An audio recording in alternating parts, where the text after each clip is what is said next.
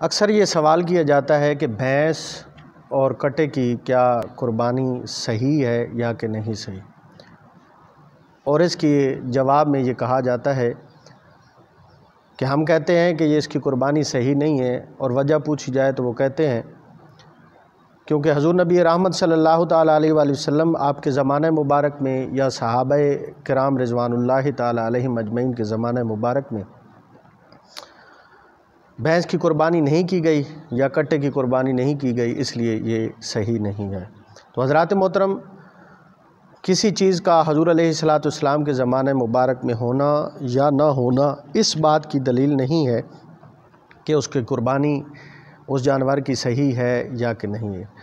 اصل میں عرب میں اس جانور کا وجود نہیں تھا، اور ممکن ہو دوسری جگہ ہو،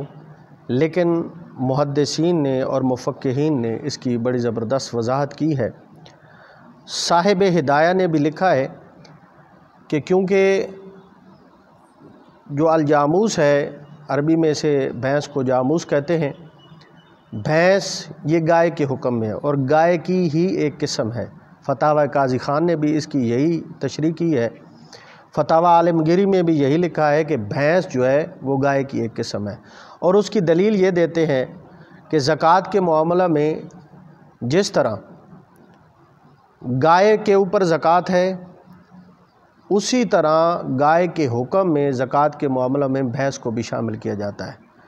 تو جب زکوٰۃ کے معاملہ میں گائے کے حکم کے ساتھ ساتھ بھینس کو بھی اسی گائے کے حکم میں شامل کیا جاتا ہے، تو اس صورت میں ہم یہ کہتے ہیں کہ بھینس کی قربانی یہ جائز ہے۔